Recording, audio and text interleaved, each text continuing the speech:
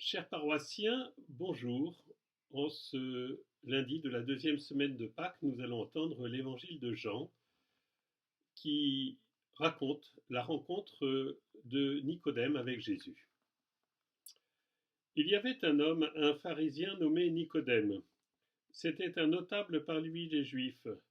Il vint trouver Jésus pendant la nuit et il lui dit: Rabbi, nous le savons, c'est de la part de Dieu que tu es venu, comme un maître qui enseigne, car personne ne peut accomplir les signes que tu accomplis si Dieu n'est pas avec lui. Jésus lui répondit: Amen, amen, je te le dis, à moins de naître d'en haut, on ne peut pas voir le royaume des cieux. Nicodème lui répliqua: Comment un homme peut-il naître quand il est vieux? Peut-il entrer une deuxième fois dans le sein de sa mère et renaître? Jésus répondit: Amen, amen, je te le dis, personne à moins de naître de l'eau et de l'Esprit Saint ne peut entrer dans le royaume de Dieu. Ce qui est né de la chair est chair, ce qui est né de l'Esprit est esprit. Ne sois pas étonné si je t'ai dit, il vous faut naître d'en haut. Le vent souffle où il veut, tu entends sa voix, mais tu ne sais ni d'où il vient ni où il va. Il en est ainsi de qui est né du souffle de l'Esprit.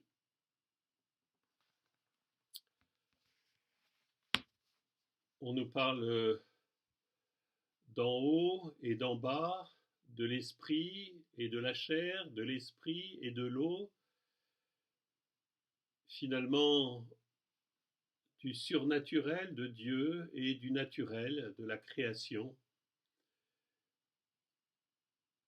C'est de cela dont il est question dans cet échange entre Jésus et Nicodème.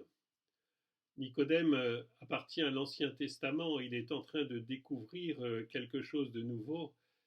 Mais dans l'Ancien Testament, le surnaturel, Dieu ne fait que côtoyer le naturel, la création, et spécialement le peuple de l'Alliance.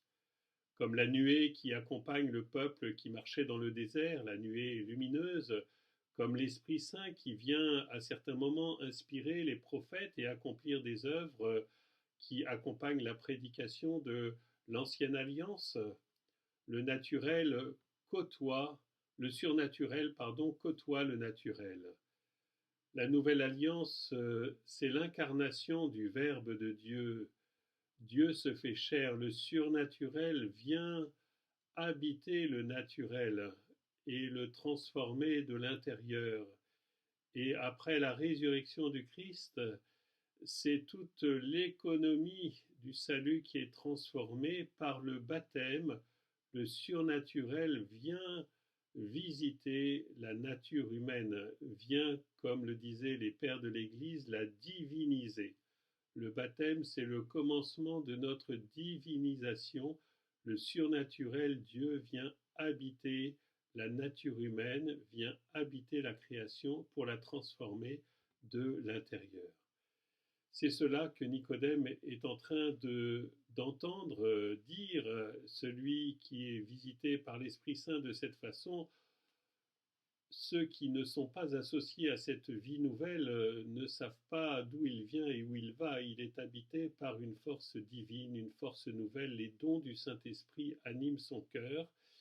Il est capable, par cette transformation progressivement, de vivre en enfant de Dieu, de vivre d'une liberté nouvelle et d'accomplir à travers cette foi de nombreux signes de transformation pour lui-même ou pour les autres. C'est ce que nous sommes appelés à vivre chacun d'entre nous en accueillant ce mystère de Pâques, de la résurrection du Seigneur qui ouvre les portes à l'humanité du royaume, qui ouvre les portes de l'humanité au don du Saint-Esprit, à l'œuvre du Saint-Esprit dans nos cœurs, à l'inhabitation du Saint-Esprit, comme on dit en théologie.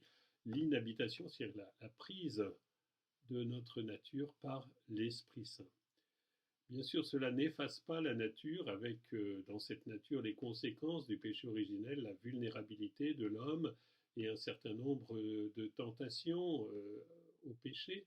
mais cela donne une force nouvelle pour combattre cela donne une force nouvelle pour vivre d'une vie différente, d'une vie qui laisse progressivement et le plus radicalement possible le péché pour entrer dans la lumière de la vie divine. Voilà ce que Jésus est en train d'enseigner à Nicodème, qui bien sûr ne comprend pas ce que Jésus lui dit, mais cet enseignement est précieux. Remercions Nicodème d'avoir eu le courage de venir rencontrer Jésus et de lui poser ces questions. Il l'a fait de nuit parce qu'il craignait d'être menacé par ses pairs s'il était découvert en train de parler avec Jésus, mais il l'a fait quand même. Et grâce à l'évangéliste Saint Jean, eh bien, nous avons le témoignage de ce bel échange entre Jésus et Nicodème. Et c'est une occasion pour nous de prier pour nos catéchumènes, car on peut comprendre que ce temps d'attente est long pour eux. Ils attendent avec impatience leur baptême. Corentin,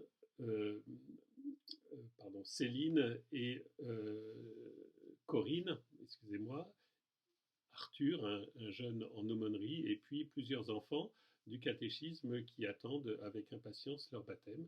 Prions pour eux, qu'ils ne se découragent pas et qu'au contraire, ils soient visités par le Saint-Esprit. À très bientôt, bonne journée à tous.